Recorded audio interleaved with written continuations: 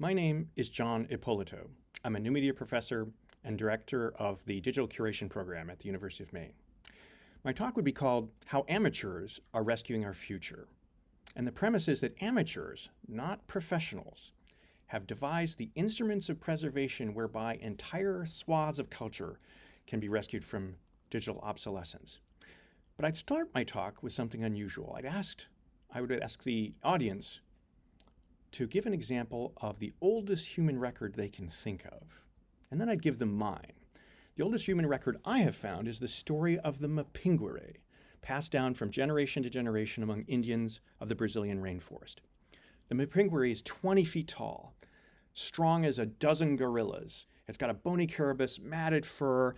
It made such an impression on the natives of this region that almost every tribe has a name for it. Most of them call it the Mapinguari.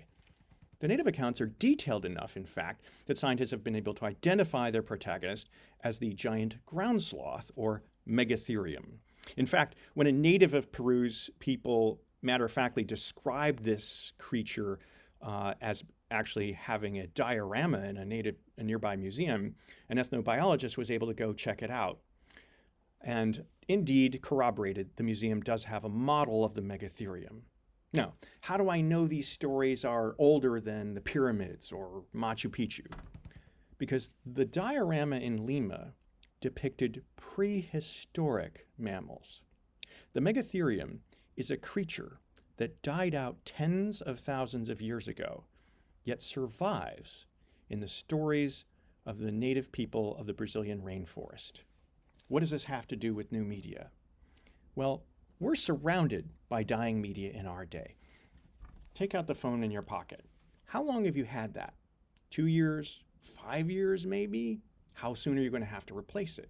Think about your laptop, which, as Bruce Sterling says, has the lifespan of a hamster. Most of us accept this accelerated mortality as a necessary trade-off of our high-tech lifestyle.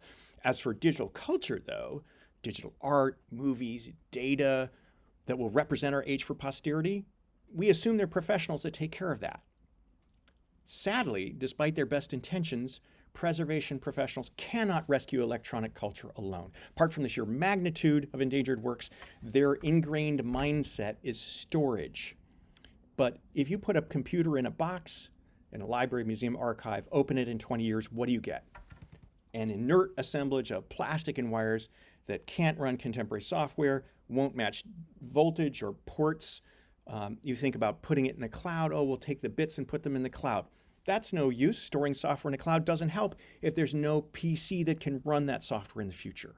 So in my talk, I'd like to make a radical claim that the future of new media lurks in the Amazon rainforest, or really anywhere that amateurs re-perform cultural works rather than professionals trying to fix them. And I'd like to give the example of emulators.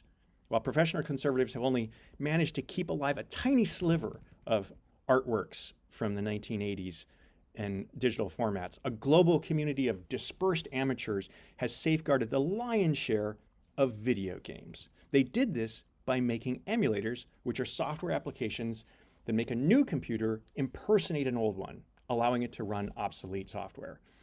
Emulation, 90% of emulators made by amateurs, not academics or industry.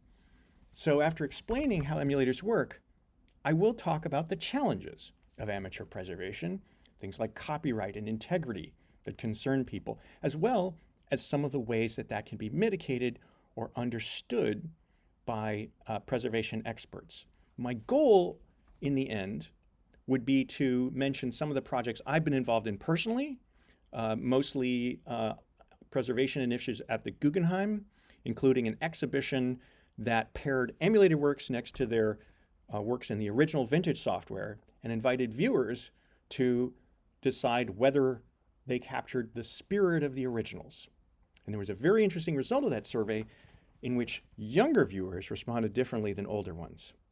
I'll conclude by recommending that everyone think differently about the role of amateurs in preserving culture, because I think it's the only way that the rest of us can keep that society's product available and accessible to future generations.